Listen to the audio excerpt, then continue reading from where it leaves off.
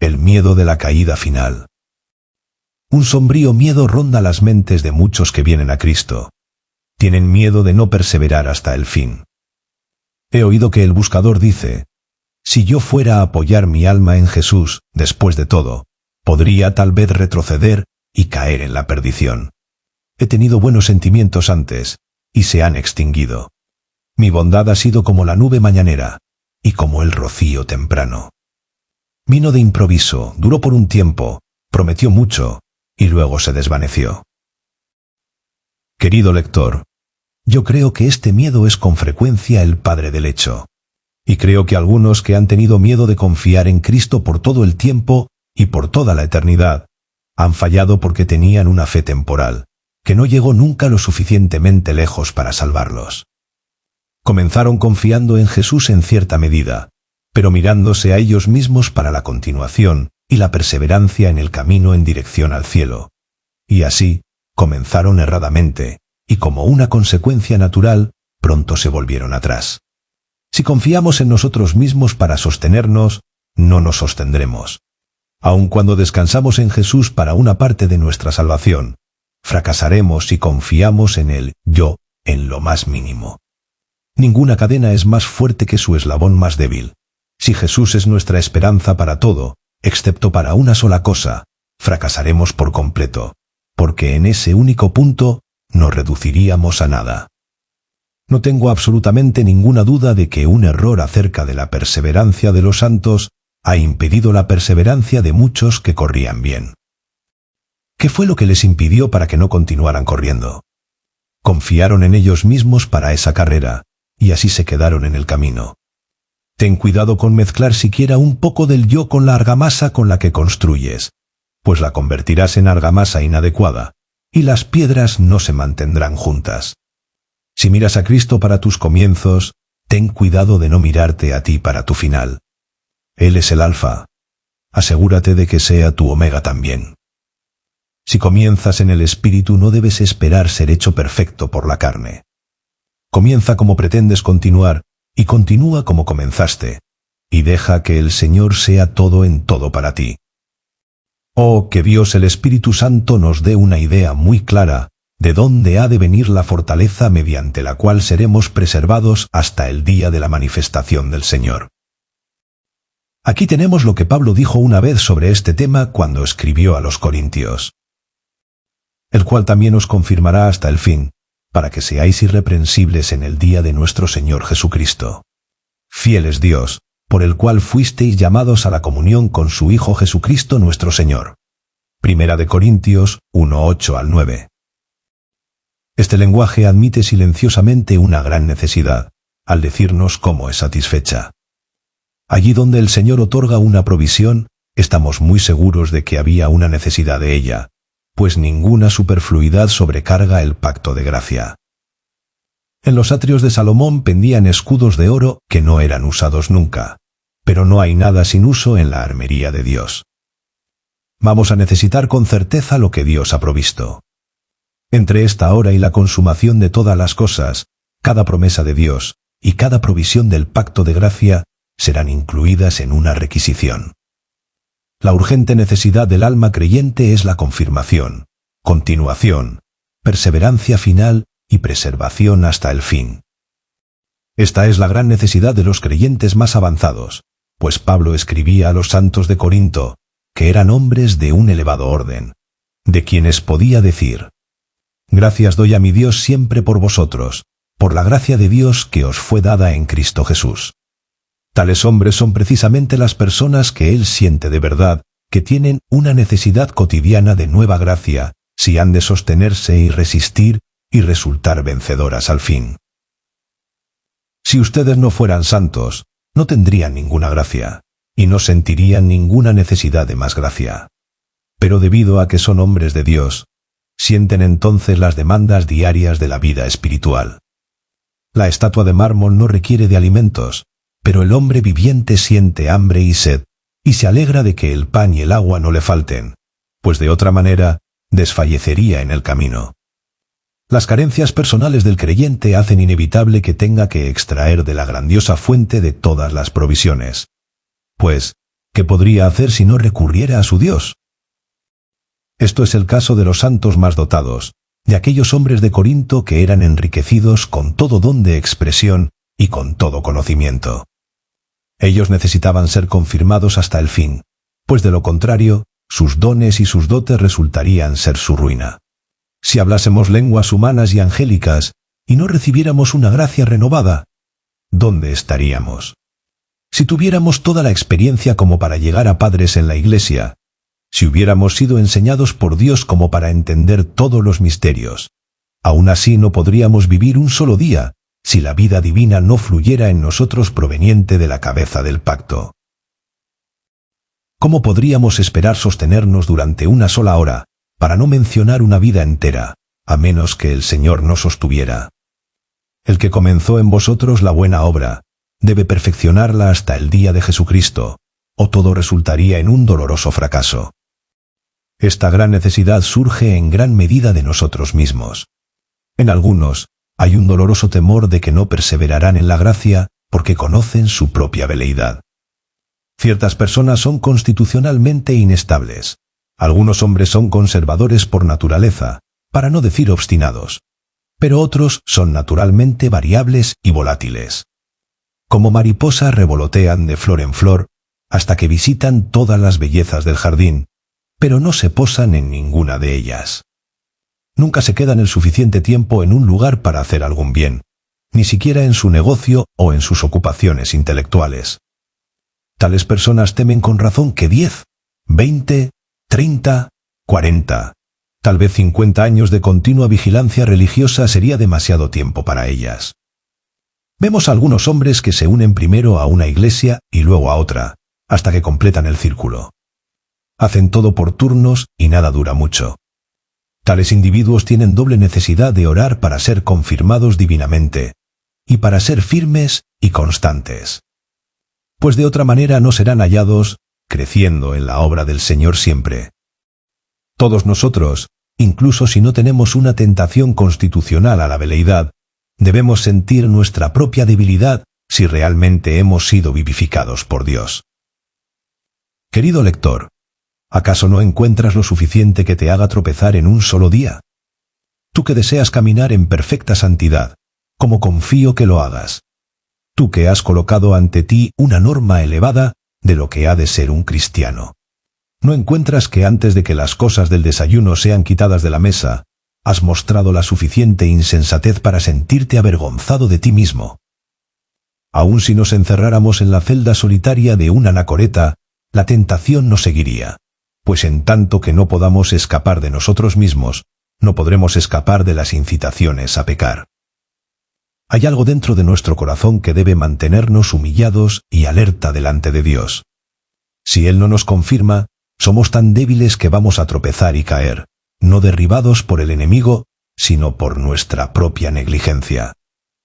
Señor, te pedimos que seas nuestra fuerza. Nosotros somos la debilidad misma. Además de eso, está la fatiga que proviene de una larga vida.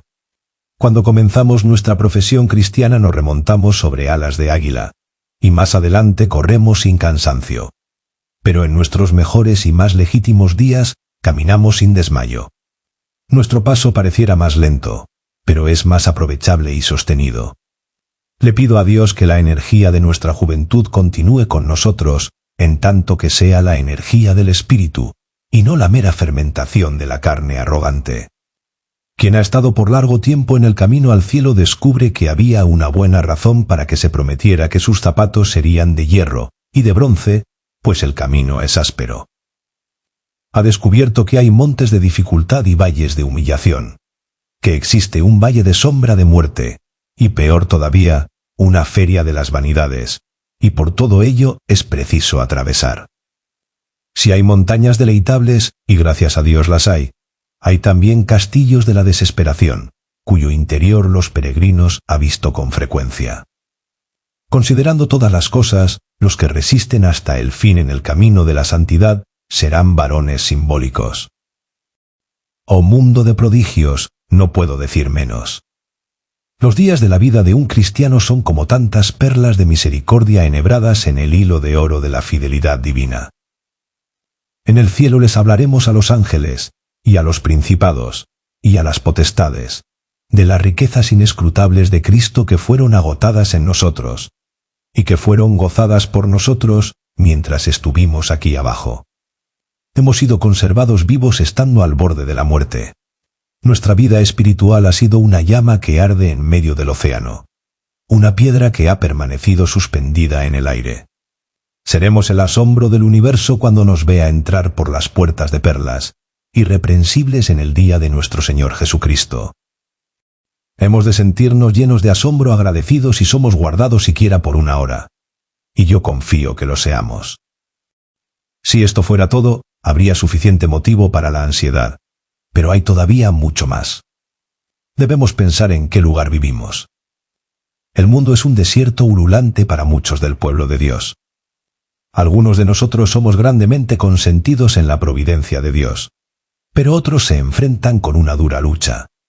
Comenzamos nuestro día con oración, y oímos la voz del cántico santo en nuestros hogares con suma frecuencia. Pero mucha buena gente aún no ha terminado con su oración cuando ya es saludada con blasfemias. Salen a trabajar y durante todo el día son vejados con una conversación inmunda, como lo era el justo Lot en Sodoma. ¿Acaso puedes caminar en media calle sin que tus oídos no sean afligidos por un lenguaje soez? El mundo no es ningún amigo de la gracia. Lo mejor que podemos hacer con este mundo es terminar con él tan pronto como podamos, pues habitamos en un país enemigo. Un ladrón acecha en cada matorral. A todas partes necesitamos viajar con una espada desenvainada en nuestra mano, o al menos con esa arma que es llamada toda oración siempre a nuestro lado, pues tenemos que contender para avanzar cada paso del camino. No cometas algún error respecto a esto, pues serás rudamente despertado del engaño que has acariciado. Oh Dios, ayúdanos y confírmanos hasta el fin. ¿O dónde nos encontraremos? La verdadera religión es sobrenatural en su comienzo, sobrenatural en su continuación, y sobrenatural en su conclusión. Es la obra de Dios de principio a fin. Hay una gran necesidad de que la mano del Señor sea extendida todavía. Mi lector está sintiendo esa necesidad ahora, y me alegra que la sienta, pues ahora buscará su propia preservación en el Señor, quien es el único que puede guardarnos de caer, y glorificarnos con su Hijo. Confirmación. Quiero que adviertas la seguridad que Pablo esperaba confiadamente para todos los santos. Dice, el cual también os confirmará hasta el fin, para que seáis irreprensibles en el día de nuestro Señor Jesucristo. Este es el tipo de confirmación que ha de ser anhelada sobre todas las cosas. Ustedes ven que supone que las personas son rectas, y propone confirmarlas en la rectitud. Sería algo terrible confirmar a un hombre en los caminos del pecado y del error. Piensa en un ebrio confirmado, o un ladrón o un mentiroso confirmados. Sería algo deplorable que un hombre fuera confirmado en la incredulidad y la impiedad. La confirmación divina puede ser gozada únicamente por aquellos a quienes la gracia de Dios ha sido ya manifestada. Es la obra del Espíritu Santo, quien da la fe, la afirma y la fortalece. Quien enciende el amor en nosotros, lo preserva y aumenta su llama. Lo que nos hace saber por medio de su primera enseñanza, el buen Espíritu hace que lo sepamos con mayor claridad y certeza por medio de instrucción adicional. Los actos santos son confirmados hasta que se convierten en hábitos, y los sentimientos santos son confirmados hasta que se convierten en condiciones permanentes. La experiencia y la práctica confirman nuestras creencias y nuestras resoluciones. Tanto nuestros gozos como nuestras tristezas, nuestros éxitos y nuestros fracasos son santificados para el mismo fin, de igual manera que el árbol es ayudado a echar raíces tanto por las lluvias ligeras como por los vientos borrascosos. La mente es instruida y en su conocimiento creciente reúne razones para perseverar en el buen camino. El corazón es consolado, y así es conducido a asirse más de la verdad consoladora. El aferramiento se hace más fuerte, y el paso se vuelve más firme, y el hombre mismo se vuelve más sólido y sustancial. Este no es un crecimiento meramente natural, sino que es una obra tan expresa del Espíritu como la conversión. El Señor ciertamente la dará a aquellos que confían en Él para vida eterna. Por su operación interior nos librará de ser inestables como las aguas, y hará que seamos arraigados y cimentados. Es una parte del método por el cual nos salva, edificándonos en Cristo Jesús y haciendo que permanezcamos en Él. Querido lector, puedes esperar esto cotidianamente, y no te verás desilusionado. Aquel en quien confías te hará que seas como árbol plantado junto a corrientes de aguas, tan bien preservado que incluso tus hojas no se marchitarán. Cuán grande fortaleza para una iglesia es un cristiano confirmado. Es un consuelo para los afligidos y una ayuda para los débiles. ¿No te gustaría ser uno de ellos? Los creyentes confirmados son pilares en la casa de nuestro Dios. No son llevados por doquiera de todo viento de doctrina, ni vencidos por la tentación inesperada. Son un gran apoyo para otros, y actúan como anclas en tiempos de problemas en la iglesia. Tú que estás comenzando la vida santa difícilmente te atreves a esperar que te conviertas en uno de ellos. Pero no has de temer, el buen Señor obrará en ti igual que en ellos. Uno de estos días tú, que eres ahora un bebé en Cristo, serás un padre en la iglesia.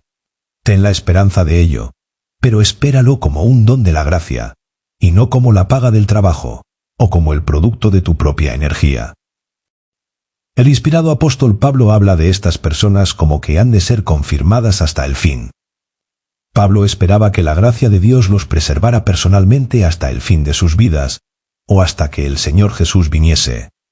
En verdad, él esperaba que toda la iglesia de Dios, en cada lugar y en todos los tiempos, fuera guardada hasta el fin de la dispensación, hasta que el Señor Jesús, como el esposo, venga a celebrar la fiesta de bodas con su esposa perfeccionada. Todos los que están en Cristo serán confirmados en Él hasta aquel ilustre día. ¿Acaso Él no ha dicho, porque yo vivo, vosotros también viviréis? También dijo, yo les doy a mis ovejas vida eterna, y no perecerán jamás, ni nadie las arrebatará de mi mano. El que comenzó en vosotros la buena obra, la perfeccionará hasta el día de Jesucristo. La obra de la gracia en el alma no es una reforma superficial.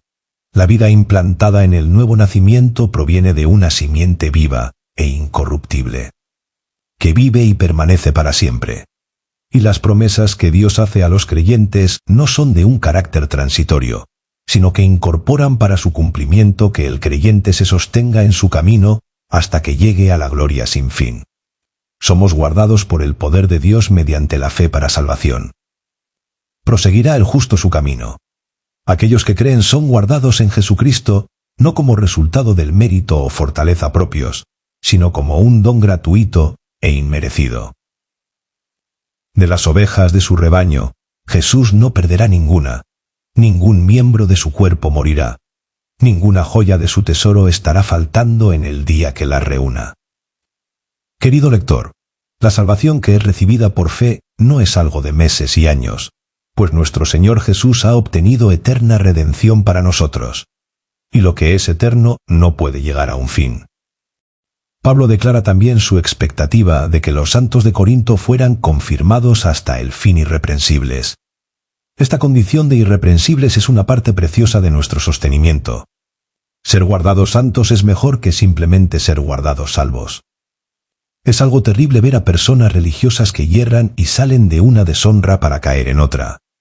No han creído en el poder de nuestro Señor para hacerlos irreprensibles. Las vidas de algunos cristianos profesantes son una serie de tropiezos. Nunca están completamente en tierra, y sin embargo, raras veces están de pie. Esto no es algo adecuado para un creyente. Él es invitado a caminar con Dios, y por fe puede llegar a la firme perseverancia en santidad. Y debe hacer eso. El Señor puede no solo salvarnos del infierno, sino guardarnos de caer. No necesitamos ceder a la tentación. ¿Acaso no está escrito, ¿el pecado no se enseñoreará de vosotros? El Señor sostiene los pies de los santos, y lo hará si confiamos en que Él hará. No necesitamos ensuciar nuestros vestidos, y podemos mantenerlos limpios de la suciedad del mundo. Estamos obligados a hacer esto, pues sin santidad nadie verá al Señor. El apóstol profetizó para estos creyentes aquello que quería que buscáramos, que podamos ser preservados irreprensibles en el día de nuestro Señor Jesucristo. Nuestra versión revisada tiene irreprochable, en vez de irreprensible. Posiblemente una mejor traducción sería intachable. Que Dios nos conceda que en el último gran día estemos libres de todo cargo, para que nadie en el universo entero se atreva a desafiar nuestro argumento de ser los redimidos del Señor. Tenemos pecados y debilidades que lamentar, pero estas no son el tipo de faltas que comprobarían que estamos fuera de Cristo. Estaremos limpios de hipocresía, engaño, odio y de deleite en el pecado. Pues estas cosas serían imputaciones fatales. A pesar de nuestras fallas, el Espíritu Santo puede obrar en nosotros un carácter limpio delante de los hombres. Así que, como Daniel, no daremos ocasión a lenguas acusadoras, excepto en el tema de nuestra religión. Multitudes de hombres y mujeres piadosos han mostrado vidas tan transparentes, tan consistentes en todo, que nadie podría contradecirles. El Señor podrá decir de muchos creyentes lo que dijo de Job, cuando Satanás se presentó delante de él.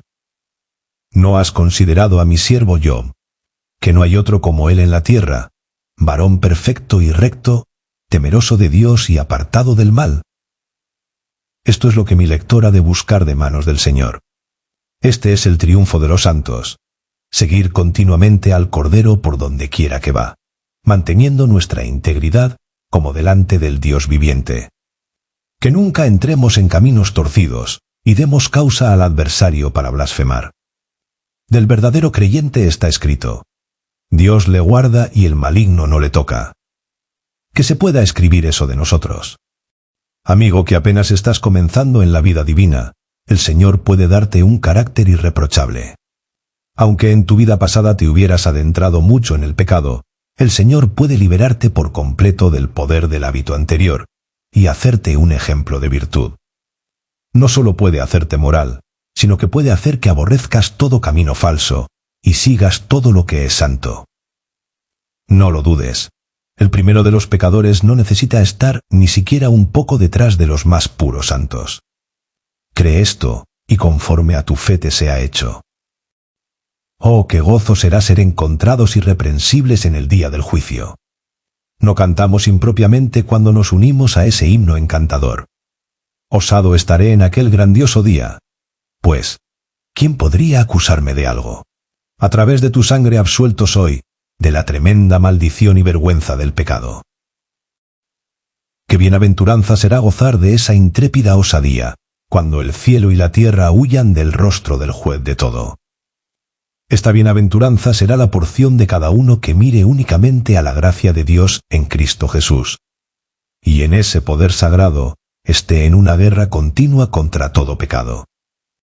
¿Por qué perseveran los santos? Ya hemos visto que la esperanza que llenaba el corazón de Pablo en relación a los hermanos de Corinto estaba llena de consuelo para quienes temblaban respecto a su futuro.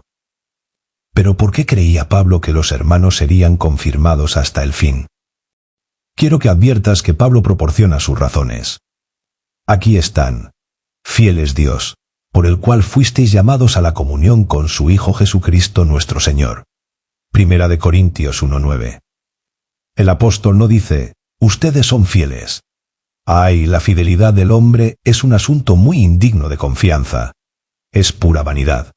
No dice: tienen ministros fieles para que los guíen y conduzcan, y por eso yo confío que estarán seguros. Oh no, si somos guardados por los hombres no seremos debidamente guardados. Pablo se expresa así: fiel es Dios. Si somos encontrados fieles, será porque Dios es fiel. Todo el peso de nuestra salvación ha de descansar en la fidelidad de nuestro Dios del pacto. El asunto depende de este glorioso atributo de Dios. Nosotros somos variables como el viento, frágiles como una telaraña, débiles como el agua. Nuestras cualidades naturales y nuestros logros espirituales no son de confiar, pero Dios permanece siendo fiel. Él es fiel en su amor. Él no conoce ninguna variabilidad, ninguna sombra de cambio. Él es fiel a su propósito. No comienza una obra para luego dejarla inconclusa. Él es fiel en sus relaciones. Como un padre, no renunciará a sus hijos. Como un amigo, no negará a su pueblo. Como un creador, no abandonará la obra de sus propias manos. Él es fiel a sus promesas, y no permitirá nunca que ni una de ellas deje de cumplirse para ningún creyente. Él es fiel a su pacto, que ha hecho con nosotros en Cristo Jesús, y ha ratificado con la sangre de su sacrificio. Él es fiel a su Hijo, y no permitirá que su preciosa sangre se derrame en vano. Él es fiel a su pueblo al que ha prometido vida eterna, y del que no se apartará. Esta fidelidad de Dios es el cimiento y la piedra angular de nuestra esperanza de la perseverancia final. Los santos perseverarán en santidad porque Dios persevera en la gracia. Él persevera en bendecir, y por esa razón, los creyentes perseveran en ser bendecidos. Él continúa guardando a su pueblo, y por eso ellos continúan guardando sus mandamientos. Esta es una sólida base sobre la cual descansar, y es deleitablemente consistente con el título de este pequeño libro. Todo por gracia. Así, son el favor gratuito y la infinita misericordia los que resonaron en la alborada de la salvación, y las mismas dulces campanas suenan melodiosamente a lo largo de todo el día de gracia. Puedes ver que las únicas razones para esperar que seremos confirmados hasta el fin, y que seremos encontrados irreprensibles al final, se encuentran en nuestro Dios. Pero en Él estas razones son sumamente abundantes. Se basan primero en lo que Dios ha hecho. Él ha llegado tan lejos bendiciéndonos que no es posible que se vuelva atrás. Pablo nos recuerda que nos ha llamado a la comunión con su Hijo Jesucristo. ¿Nos ha llamado? Entonces el llamado no puede ser revocado, porque irrevocables son los dones y el llamamiento de Dios. El Señor no se arrepiente nunca del llamamiento eficaz de su gracia. A los que llamó, a estos también justificó, y a los que justificó, a estos también glorificó. Esta es la regla invariable del procedimiento divino. Hay un llamamiento general del cual se dice, muchos son llamados y pocos escogidos. Pero del que estamos hablando ahora es otro tipo de llamado, que es un signo de un amor especial, y obliga a la posesión de aquello a lo que somos llamados. En un caso así, sucede con la persona llamada lo que sucedió con la simiente de Abraham, de quien Dios dijo, «Te tomé de los confines de la tierra, y de tierras lejanas te llamé, y te dije, mi siervo eres tú, te escogí, y no te deseché». En lo que el Señor ha hecho, vemos poderosas razones para nuestra preservación y gloria futura, porque el Señor nos ha llamado a la comunión con su Hijo Jesucristo. Quiere decir a una sociedad con Jesucristo, y quisiera que consideraras cuidadosamente lo que esto significa. Si en verdad eres llamado por la gracia divina, has entrado en comunión con el Señor Jesucristo, como para ser copropietario con Él en todas las cosas.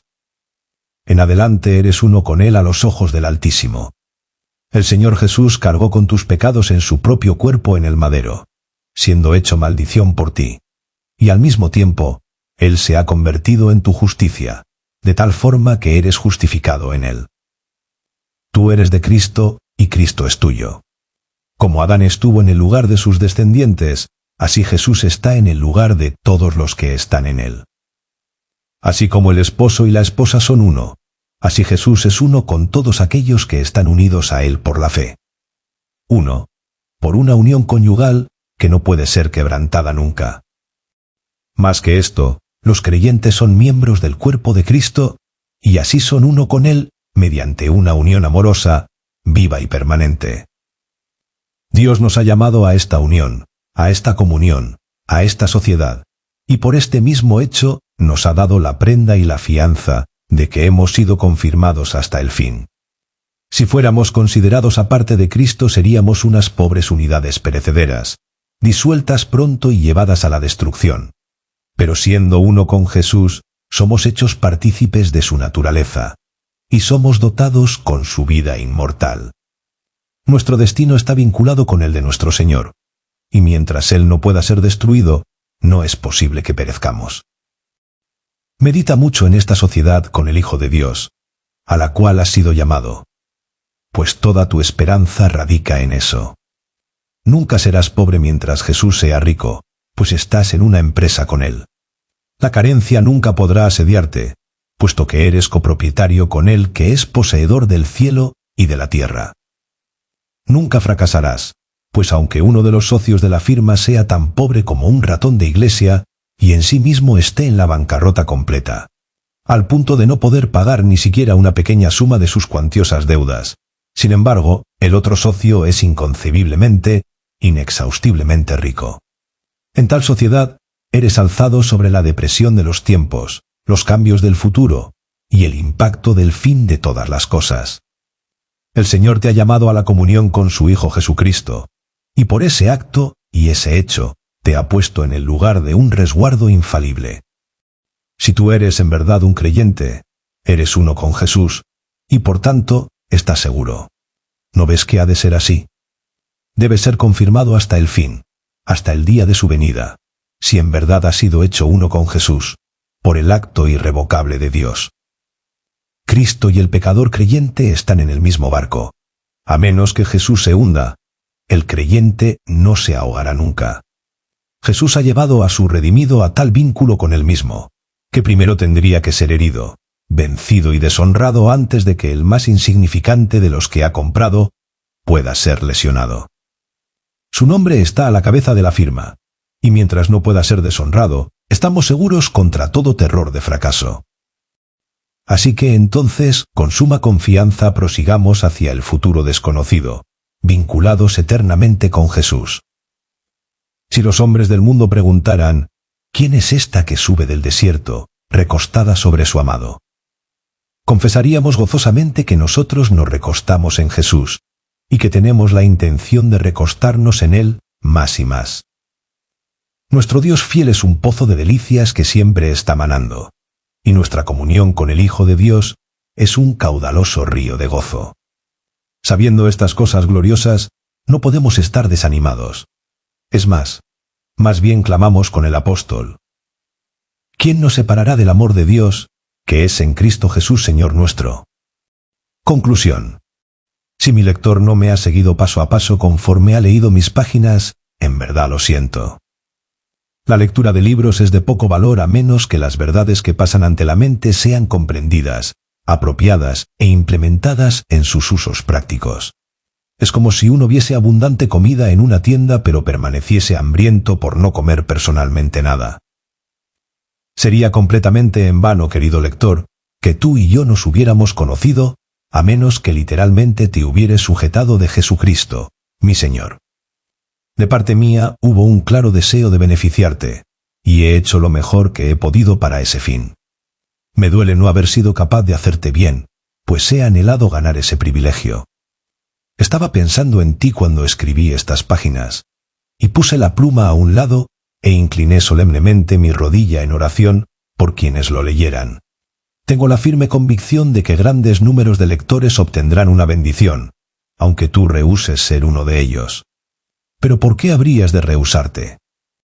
Si tú no deseas la bendición escogida que yo hubiera querido llevarte, al menos hazme justicia admitiendo que la culpa por tu condenación final no estará a mi puerta. Cuando ambos nos encontremos delante del gran trono blanco, tú no podrás acusarme de haber usado desidiosamente la atención que te agradó concederme mientras estabas leyendo mi librito. Dios sabe que escribí cada línea para tu bien eterno. Ahora te tomo de la mano en espíritu. Sujeto tu mano firmemente. Sientes mi apretón hermanable. Las lágrimas bañan mis ojos conforme te miro y digo: ¿por qué morirás? ¿No quieres dedicarle un pensamiento a tu alma? ¿Perecerás por pura desidia? Oh, no hagas eso, sino has de analizar estos solemnes asuntos y poner un fundamento firme para la eternidad. No rechaces a Jesús, su amor, su sangre y su salvación. ¿Por qué habrías de hacer eso? ¿Puedes hacerlo? Te imploro que no te alejes de tu Redentor.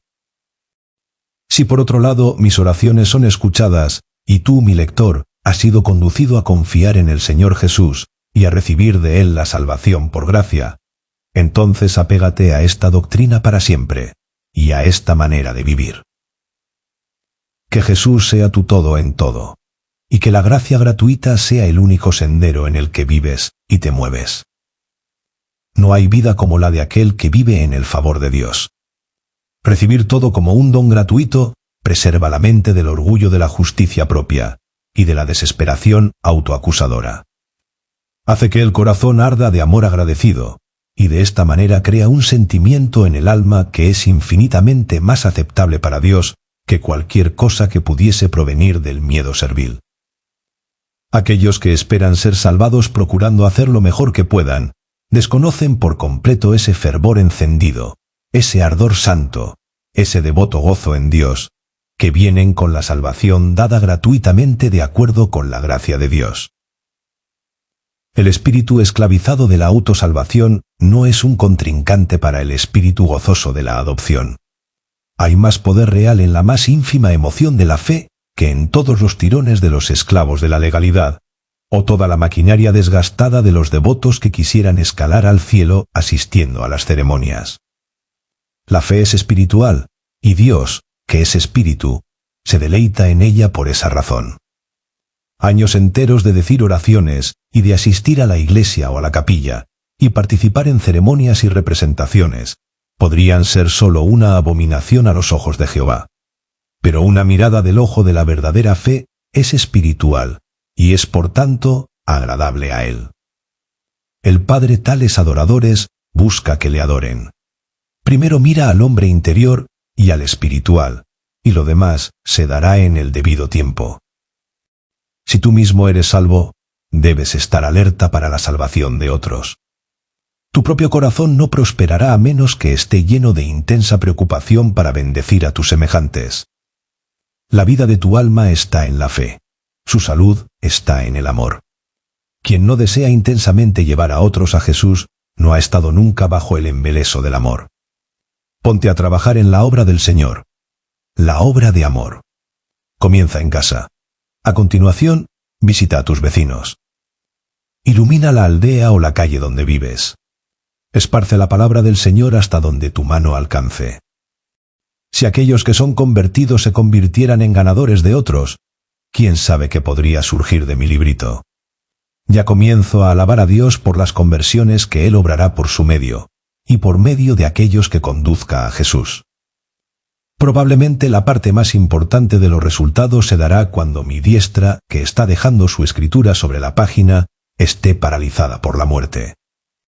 Lector, nos vemos en el cielo. No caigas en el infierno. No hay regreso de esa morada de aflicción. ¿Por qué deseas entrar en el camino de muerte cuando la puerta del cielo está abierta delante de ti? No rechaces el perdón gratuito, la plena salvación que Jesús concede a todos los que confían en Él. No dudes ni te demores. Ya has dedicado suficiente tiempo a decidirte. Ahora actúa. Cree en Jesús ahora, con una decisión inmediata y plena. Toma unas palabras contigo y ven a tu Señor este día, en este preciso día. Recuerda, oh alma, que podría ser ahora o nunca en cuanto a ti. Que sea ahora. Sería horrible que fuera nunca. Otra vez te exhorto, nos vemos en el cielo. Fin. Traducción, Alan Román.